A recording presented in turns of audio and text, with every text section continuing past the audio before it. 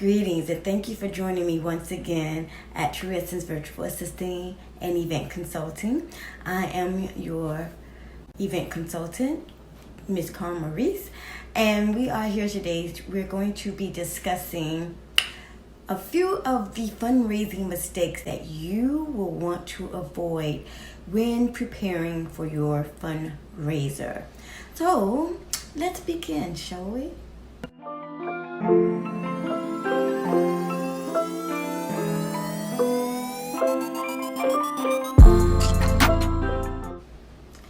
As an event consultant, virtual assistant, content creator, and graphic designer, I help other organizations prepare for their fundraising events.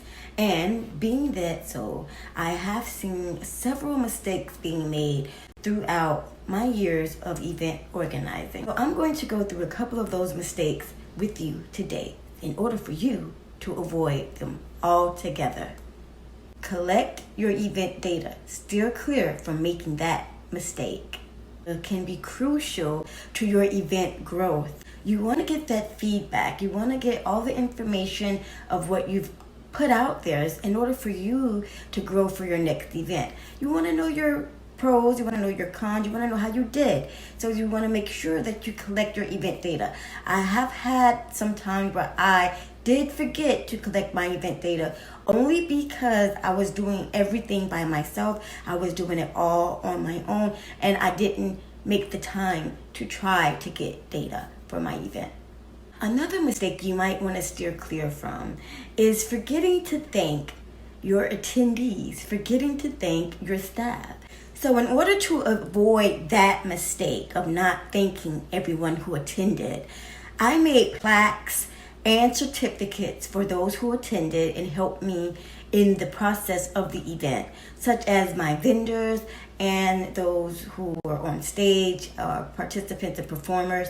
And at the end of that event, when everyone is done and everything is done, I made sure that I reached out to all of the attendees personally and thanked them for attending and invited them to the next event. So that helps very much to keep a personal one-on-one touch. It gives them more like a feeling of you actually care that I attended.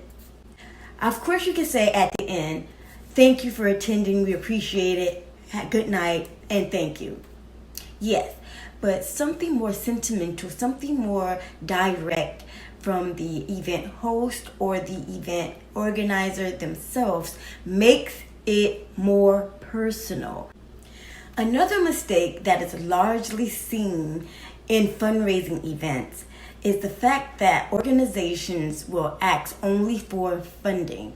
Well, to alleviate the event in itself, you want to make sure that everything that you're trying to do is being handled and taken care of.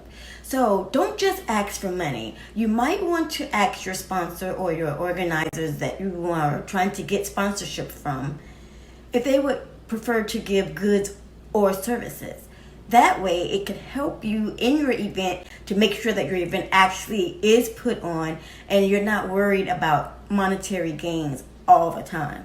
So don't always just ask for funding. Make sure you get out there and you ask for goods and services. That helps to get your sponsorship rolling and on the ball. A lot of times organizations are needing to do write-offs and they might have some products in the back that they're trying to get rid of and they would like to give them away. With that being said, you might want to take in consideration of receiving goods instead of only monetary gains. Goods and services work just as well as monetary gains. And then you can check it off as a write-off later on down the line when you do your taxes. Another mistake that you're going to want to avoid, and I mean this, is asking for sponsorship too late or too early. The average time to ask a sponsor for sponsorship would be within 3 to 6 months of your event. The reason why I say that is because if you ask too soon, you may lose the sponsorship. You may lose that sponsor simply because you'll be too busy organizing and getting everything ready and getting everything together that you forget to keep in contact with the sponsor to keep him on his toes. And you don't want to do that. Nobody wants a bugaboo asking for money. So you might want to act within 3 to 6 months. Don't act 2 months before your event. You have to give them time enough to get the actual sponsorship together in order for the sponsor to be able to produce it for you. Another mistake commonly made while planning your fundraising event is the lack of clarity on leadership. Who do I report to? This goes for the leadership team and those who are helping with putting the event together. I've been on a couple of teams whereas people were confused of who to actually report to. So you should have a heresy team put together. And lastly, you want to make sure that you brand your own product. A lot of the times organizations have their fundraisers, they forget to brand themselves. You want to make sure that you have your promotional items ready and set to go on event night. I usually like to make sure that my promotional items correspond with the subject of the event or the industry of that event. Say like you're having a networking event. At the networking event, I would probably use notebooks, pens, and things in that sort of nature. If it was a beauty event, I would probably use makeup, anything that was related to beauty. The whole idea of promoting yourself and branding your product is when they leave this event, that these people who attended will have your brand on their mind. So if you are using pens, everybody use pens. Well, most of us do still. And everybody use mirrors. People use things. So you want to make sure that your promotional item is beneficial to your attendees so that they will always think about you when they pick up that pen. So those are some of the mistakes that you will want to avoid when preparing for your fundraising event. Let's review. But before we do that, here is a shout out to my sponsor.